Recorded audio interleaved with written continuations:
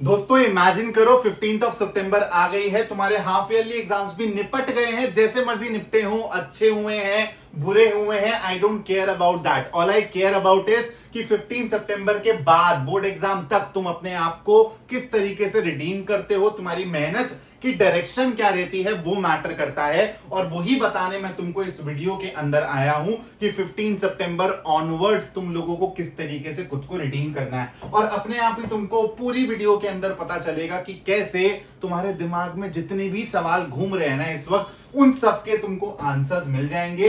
Agenda एक एक करके क्या डिस्कस करने वाला हूं, सबसे पहले तो तुमको मैं एक रियलिटी चेक देने की कोशिश करूंगा। तुम लोगों के ना एकदम ऐसे आसपास ना बड़ा सा बबल है, इस बबल में तुमको पता नहीं क्या दिखता है, तुमको लग रहा है कि तुम्हारे पास बहुत टाइम है अभी भी, तो तुम लोगों का ये भ्रम मैं तोड़ूंगा, रियलिटी चेक मिलेगा तुमको। उसके बाद मैं तुमको मंथ वाइज प्लानर देने वाला हूं, तुम्हारे को एज इट इज बस इस प्लानर को फॉलो करना है यार, और कुछ नहीं करना। आप इस प्लानर के अकॉर्डिंग चलोगे, आपको देखने को मिलेगा नवंबर दिसंबर तक सिलेबस भी खत्म हो रहा है। उसके बाद आप enough number of sample papers भी कर पाओगे, जितनी रिक्वायर्ड प्रैक्टिस है सब कर पाओगे। आप लोग इस प्लानर को आंख बंद करके फॉलो कर देना। और उसके बाद आप लोगों की सबसे बड़ी कंफ्यूजन कि मेरे को ये प्लानर, ये मंथ के टारगेट्स, ये सब तो समझ आ जाते हैं, लेकिन इसको मैं डेली रूटीन में कैसे उतारूं, मैं डेली टाइम टेबल कैसे फॉलो करूं। मैं 2 दिन कोई चीज फॉलो करता हूं, तीसरे दिन नहीं हो पाती है, क्योंकि स्कूल जाना है, 4 घंटे कोचिंग में बैठना है, सेल्फ स्टडी भी करनी है, टाइम ही मैनेज नहीं हो रहा। तो मैं तुमको लाइव एक डेली टाइम टेबल बना के दिखाऊंगा। इनफैक्ट मैं तुमको एक वीडियो का रेफरेंस दूंगा, तुमको बस उस टाइम टेबल के हिसाब से डेली मेहनत करनी है। अभी से लेके एंड तक तुमको टाइम मैनेजमेंट का इशू होगा ही नहीं बच्चा। और इसके अलावा यहां पर तुमको कुछ कमेंट्स दिख रहे हैं, अगर तुम इन कमेंट से रिलेट कर पा रहे हो ना, एक बारी मैं हट जा रहा हूं, मैं इसको पढ़ के नहीं बता रहा हूं क्योंकि टाइम जाएगा प्री फंड में। तुम यहां पर, तुमको पता है यार यूट्यूब पे हो, और वो भी तुम टेक्निकल बच्चे हो यार, है ना, इतना तो हम सबके सब अपडेटेड है, मॉडर्न है। पॉज करके इन कमेंट्स को एक बारी खुद से पढ़ो, और अगर तुम इन कमेंट से रिलेट कर पा रहे हो, then this video is definitely for you. आपको इस वीडियो में सारे के सारे प्रॉब्लम्स के आंसर्स मिल जाएंगे। तो चलो भाई, सबसे पहले फिजिक्स का रियलिटी चेक ले लो। 14 चैप्टर्स हैं। मेरे को यहां पर तुमसे एक चीज जाननी है जो तुम कमेंट में लिख के जाओगे। अगर तुम इस वीडियो को यहां तक देख रहे हो और तुमने अगर कमेंट नहीं किया, तो वैसे ही मैं समझ जाऊंगा कि भाई तुम एकदम सीरियस हो ही नहीं। तो 90% तो छोड़ो, शायद तुम 60-70% वाली कैटेगरी के स्टूडेंट हो। लेकिन अगर तुम सीरियस हो कि तुम अच्छा स्कोर करना चाहते हो, रिडीम करना चाहते हो खुद को, तो यहां पर 14 चैप्टर्स हैं फिजिक्स के। तुमको कमेंट में लिखना है कि 14 में से कितने चैप्टर्स तुम्हारे अच्छे से कवर हो गए हैं और कितने चैप्टर्स तुमको लगता है कच्चे पक्के हैं। जैसे मान लो कि 5 चैप्टर्स आपने अभी तक कवर करे हैं, लेकिन कुछ बच्चे मानेंगे कि 3 चैप्टर सर बहुत अच्छे से हुए हैं, 2 चैप्टर्स ना बहुत बेसिक लेवल पर कच्चे पक्के तरीके से हुए हैं। तो फिजिक्स में कितने चैप्टर बहुत अच्छे से कर लिए, कितने चैप्टर कच्चे पक्के हैं 14 में से। सिमिलरली आपको मुझे बताना है केमिस्ट्री के लिए क्या स्टेटस है आपका। इन 10 चैप्टर में से कितने चैप्टर आपके बहुत अच्छे से कवर्ड हैं और कितने चैप्टर कच्चे पक्के हैं, कमेंट में लिख के जाओगे ये, अगर सीरियस एस्पिरेंट हो तो। उसके बाद मैथ्स के 13 चैप्टर्स में भी मेरे को सेम स्टेटस चाहिए कि इन 13 चैप्टर्स में से कितने चैप्टर्स अच्छे से कवर्ड हैं और कितने चैप्टर्स कच्चे पक्के तरीके से कवर्ड हैं, कमेंट कर देना ये। और इसके बाद अब तुमको जानना है कि 15 सितंबर के बाद मेरी राह क्या रहेगी, मेरे को किस तरीके से पढ़ना है। देखो यार, सितंबर को अगर तुम ये वीडियो 15 सितंबर से पहले भी देख रहे हो, हाफ ईयरली के दौरान देख लेते हो, तुमको एक मोटे मोटे तौर पे पता होना चाहिए कि सितंबर को 2 हिस्सों में बांट दो। 15 सितंबर से पहले हाफ ईयरली के अलावा तुमको कुछ दिखना ही नहीं चाहिए, और 15 सितंबर के बाद हाफ ईयरली दिमाग से ऐसा निकलना चाहिए कि जैसे तुम्हारी एक्स निकल गई। समझ रहे हो ना बात को मेरी? तो 15 सितंबर से पहले हाफ ईयरली में अपने आप को पूरा झोंक दो, पूरा झोंक दो। तुम बोलोगे सर मेरे 7 चैप्टर आ रहे हैं, मेरे 8 चैप्टर आ रहे हैं, मेरे अभी 2 ही चैप्टर कवर हैं, आपने कह दिया 6 चैप्टर बचे हुए कर लूं। कैसे कर लूं सर? आपके लिए बोलना तो बहुत आसान है। मैं कौन सा बोल रहा हूं हर चैप्टर को एकदम डेप्थ में करो, हर चैप्टर के लिए एकदम मतलब 30 मार्क खान बन जाओ? नहीं, मैं बोल रहा हूं कि जितने भी चैप्टर्स आ रहे हैं उसमें से कुछ पक्के कर लो और कुछ कच्चे पक्के टाइप के कर लो, इतना तो कर सकते हो। तो हाफ ईयरली में अपने आप को बेस्ट तरीके से जैसे भी प्रिपेयर कर सकते हो, चाहे वो फिजिक्स हो, चाहे वो केमिस्ट्री हो, चाहे वो मैथ्स हो, चाहे वो इंग्लिश हो, कर लो। मेरा कहने का मतलब सिर्फ इतना है। और उसके बाद 15 सितंबर के बाद करना क्या है, देखो बहुत लॉजिकल है ये सब की सब चीजें जो मैं तुम लोगों के लिए बना के लाता हूं प्लानर में। 15 सितंबर के बाद तुमको हाफ ईयरली तो भूल जाना है, लेकिन ये जो कच्चे पक्के चैप्टर्स तुमने कंप्लीट किए थे ना, इनको नहीं भूलना है। इन कच्चे पक्के चैप्टर्स को तुम पक्के वाली कैटेगरी में डालोगे बचे हुए 15 दिन के अंदर। यही मैंने यहां पे लिख रखा है। कैसे सर पक्के होंगे चैप्टर्स? अरे थ्योरी पे थोड़ा सा और काम करो, कॉन्सेप्ट्स को और बेटर तरीके से समझो, सवाल और ज्यादा प्रैक्टिस करो। कच्चे पक्के का मतलब क्या है कि तुमने सवाल ही नहीं लगाए होंगे, तुमने सिर्फ एनसीईआरटी लगाई होगी, तो तुम लोग क्वेश्चन बैंक लगाओ। क्वेश्चन बैंक मैंने तुमको रेकमेंड कर रखा है, फिजिक्स का भी, केमिस्ट्री का भी, मैथ्स का भी, तुमको डिस्क्रिप्शन में लिंक मिल जाता है। तुम्हारे पास नहीं भी है क्वेश्चन बैंक तो तुम लोगों को यार ऑनलाइन क्वेश्चंस की कमी है क्या? उसके बाद पीवाईक्यू की बुक तो लेनी है। मैंने तुमको बताया था क्वेश्चन बैंक फिर भी मिस कर देना, पीवाईक्यूज मत मिस करना। तुमको चैंपियंस बुक से पीवाईक्यूज मिल रहे हैं, उसमें तुमको चैप्टर वाइज यार, तुमको टॉपिक वाइज सारे के सारे इंपॉर्टेंट सवाल मिल जाएंगे। तुमको पूरी क्लैरिटी मिल जाती है पीवाईक्यू की बुक लगा के कि मेरा chapter up to the level, up to the board level cover हुआ या नहीं हुआ। और मैं खुद बेटा ये बुक्स फॉलो कर रहा हूं, तो तुम लोग अगर ये बुक फॉलो करोगे तो तुम सोचो कि यार तुम्हारी तैयारी किस टॉप नॉच लेवल की हो जाएगी। और मैं दिखा भी देता हूं यार, जिन बच्चों के पास नहीं है, जिनको जानना होता है कि सर पीवाईक्यूज लगाने का तरीका क्या होता है चैप्टर वाइज, तो देखो कॉन्टिन्यूटी एंड डिफरेंशिएबिलिटी चैप्टर है। यहां पर सबसे पहले नोट्स दिए हुए हैं जिससे तुम बहुत प्यार से रिवाइज कर सकते हो। उसके बाद माइंड मैप दिख रहा है तुमको, और यहां पर देखो तुम्हारे ना अब टॉपिक वाइज तुमको सवाल दिए हुए हैं जिसमें एमसीक्यूज, तुम्हारे 2 मार्कर, हर कैटेगरी के सवाल है। कॉन्टिन्यूटी से प्रीवियस ईयर क्वेश्चन जैसे जैसे पूछे गए हैं, चाहे वो रीसेंट एमसीक्यूज हो, चाहे वो 2 मार्कर हो, सब मिलेगा तुमको। उसके बाद ऐसे ही नेक्स्ट टॉपिक क्या है मेरा, डिफरेंशिएबिलिटी। डिफरेंशिएबिलिटी के किस किस टाइप के सवाल बन सकते हैं। उसके बाद आपके मेथड्स ऑफ डिफरेंशिएशन में second order derivative, derivative of functions in parametric form. तो जिस जिस कैटेगरी के सवाल, जिस जिस कॉन्सेप्ट पे सवाल बन सकते हैं, वो सारे के सारे बहुत बढ़िया तरीके से यहाँ पे सेक्शन वाइज बांटा गया है, टॉपिक वाइज बांटा गया है। फिजिक्स के लिए भी, केमिस्ट्री के लिए भी, मैथ्स के लिए भी चैंपियंस बुक लगा लेते हो, अपने आप तुमको समझ आ जाएगा कि वो चैप्टर तुम्हारा up to the board level हुआ या नहीं हुआ। जैसे ही सितंबर खत्म होगा, अक्टूबर में आएंगे, सितंबर के एंड में आइडियल सिचुएशन मेरी ये रहेगी जो तुमको यहाँ पे दिख रही है। अब अक्टूबर में क्या करना है यार, तुम लोग मान के चलो कि फर्स्ट 3 वीक्स, लेकिन इसके ऊपर भी जाते हो तो कोई दिक्कत की बात नहीं है। पूरा अक्टूबर भी लग जाता है तो भी कोई दिक्कत की बात नहीं है। अगर एक हफ्ता तुम ज्यादा भी ले रहे हो तो नवंबर एंड की जगह दिसंबर फर्स्ट वीक में सिलेबस खत्म हो जाएगा, इतने से फर्क नहीं पड़ेगा। लेकिन तुमको मोटे मोटे तौर पे यही प्लान फॉलो करना है। तुमको नेक्स्ट 3 चैप्टर्स कवर करने हैं फिजिक्स के इन month of October, 2 chapter cover करने हैं केमिस्ट्री के। केमिस्ट्री का सिलेबस कम है तो केमिस्ट्री से टाइम निकाल के फिजिक्स और मैथ्स में दिया जा सकता है अगर तुम स्मार्ट होगे थोड़े तो।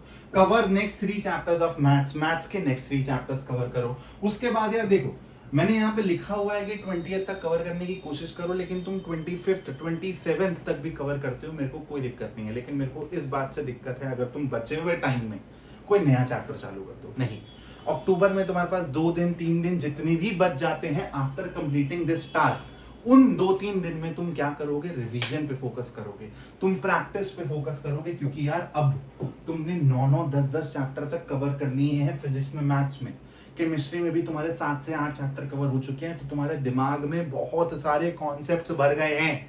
इसको रिवाइज नहीं करोगे, प्रैक्टिस नहीं करोगे, पीवाईक्यूज नहीं लगाओगे जैसे मैंने बताया, तो तुमको पता ही नहीं चलेगा कि तुम्हारी तैयारी वो अप टू द लेवल हो रही है या नहीं हो रही है। उसके बाद आते हैं भाई the main month, that is November. नवंबर में अपने को बाकी बचा हुआ जो भी मेरा 20-30% सिलेबस बच गया है, मेरे को कवर करना है, पूरी जान झोंक देनी है नवंबर के महीने में। और एंड में फिर आराम से अपने आप पे प्राउड फील करना है भाई, क्योंकि पॉज लेके अपनी जितनी भी मेहनत करिए यार, उसके लिए मुस्कुराना भी जरूरी है। तो you should be very proud of yourself, क्योंकि भाई सिलेबस तुमने खत्म कर दिया है। लेकिन क्या मैं यहाँ रुक जाऊंगा, क्या ब्रेक ले लूंगा, क्या मेरा ये पॉज बहुत लंबा हो सकता है? नहीं, अब है बेटा तुमको कंसिस्टेंट रहने का टाइम, हार्डकोर प्रैक्टिस का टाइम। और यहीं पर ही बहुत से बच्चे ना भीड़ से छट जाते हैं। क्यों? ओवर कॉन्फिडेंस में आके कंसिस्टेंट नहीं रह पाते हैं। तो यहाँ पर आपको ये नहीं सोचना है कि सिलेबस खत्म कर लिया है, चैंपियंस बुक लगा ली है, क्वेश्चन बैंक लगा लिया है सर आपके कहने पे, तो अब मैं राजा हूँ या रानी हूँ, अब मैं प्रैक्टिस नहीं भी करूंगा तो भी मेरे बोर्ड एग्जाम में बहुत बढ़िया मार्क्स आ रहे। नहीं, अब टाइम है सैंपल पेपर का। अब टाइम है तुमको टाइम मैनेज कैसे करना है पेपर में वो सीखने का, पेपर प्रेजेंटेशन सीखने का, तुम्हारी कॉम्पिटेंसी और बेटर करने का, थोड़े ट्रिकी सवाल लगाने का। तुम्हारे पास अभी भी कमी नहीं है चीजें सीखने की, तो इसके बाद ढीले बिल्कुल मत पड़ना। तो दिसंबर मंथ से, इनफैक्ट नवंबर मंथ से ही मैं तो कहता हूं कि तुम्हारे सैंपल पेपर का कारवान शुरू हो जाना चाहिए। और सैंपल पेपर बच्चे अभी से मंगा के रख लेते हैं यार, तो बहुत से बच्चे तो रुकते भी नहीं है, बहुत से बच्चे सैंपल पेपर्स लगाते चले जाते हैं अभी से मंगा के कि भाई चलो ठीक है मेरा नवंबर मिड तक सिलेबस खत्म हो गया तो चलो एक दो सैंपल पेपर लगा लेता हूं। तो तुम्हारे प्री बोर्ड्स जब भी चालू हो उससे पहले तुमको सैंपल पेपर्स लगाने चालू कर देने हैं। सैंपल पेपर तुम अभी भी मंगा लोगे तो भी चल जाएगा, क्योंकि बाद में थोड़ा सा प्राइसिंग में फर्क आ जाता है दोस्त, ठीक है। अभी थोड़े से सस्ते मिल जाते हैं सैंपल पेपर्स, तो कुछ बच्चे थोड़ा सा स्मार्ट रहते हैं तो वो पहले ही सैंपल पेपर्स मंगा लेते हैं। उसके बाद सैंपल पेपर्स ले लिए भाई अपन ने, और यहां पर अपन को मिक्स प्रैक्टिस करनी है, जैसे मैंने बताया ईयर वाइज पीवाईक्यूज करने हैं, स्पेशली जो रीसेंट 2023, 2024, 2025 लास्ट 3 साल के पीवाईक्यूज हैं उस पे मैं फोकस करूंगा। और जो मैंने तुमको बताया कि बच्चों की यहाँ पे कंसिस्टेंट रहने में बहुत ज्यादा दिक्कत परेशानी आती है, तो यहाँ पर आप लोगों को बेटा प्रैक्टिस रिवीजन के लिए बैचेस भी मिलते हैं। आप बैचेस में एनरोल कर सकते हैं अगर आपको लगता है कि यार मेरे को रूटीन में रखेगा बैच। मैथ्स का बैच भी आएगा इस दौरान, नवंबर में आएगा बैच मोस्ट प्रोबेबली। तो अगर आपको लगता है एंड में आपको मेरे साथ मिलकर धुआंधार प्रैक्टिस करनी है तो आप उस बैच में आ जाना। उसके बाद बेटा जनवरी फरवरी जो मैंने बताया आप लोगों को, आपके टारगेट्स वही रहेंगे कि यार हम लोग कॉम्पिटेंसी पे और ज्यादा फोकस करें, रीसेंट ईयर के पीवाईक्यूज पे फोकस करें, सैंपल पेपर्स लगाएं। और देखो यार मैं दोबारा से बोल रहा हूं, फिजिक्स केमिस्ट्री मैथ्स के लिए, ठीक है, तुम लोग अगर सैंपल पेपर लेना चाहते हो तो मैं बता दूं सैंपल पेपर के लिए तुमको स्कोर मोर बुक लेनी है। 15 सैंपल पेपर इसमें तुमको मिलेंगे अगर तुमने फिजिक्स केमिस्ट्री मैथ्स के लिए 15 से कम सैंपल पेपर किए, क्योंकि बहुत सारी बुक्स आती हैं जिसमें 10 सैंपल पेपर्स होते हैं। अगर तुमने 10 सैंपल पेपर किए तो ये एक सही स्ट्रैटेजी नहीं है। फिजिक्स केमिस्ट्री मैथ्स के लिए मिनिमम होना चाहिए 15 सैंपल पेपर का काउंट, मैक्सिमम की तो मैं बात ही नहीं कर रहा, जितने कर सको कर दो।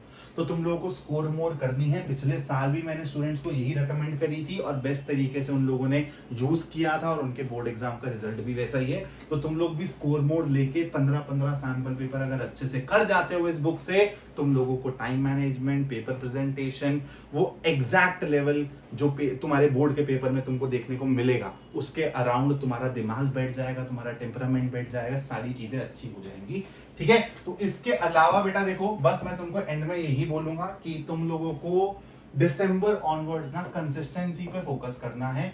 बस बहुत ज्यादा ना ओवर कॉन्फिडेंस में चूर मत कर लेना अपने आप को। वहां पर अगर गैप आ गया ना तो तुम फंस जाओगे। वहां पर अगर तुमने अपने गैप को बहुत बड़ा होने दिया, प्रोक्रास्टिनेट कर दिया तो फंस जाओगे।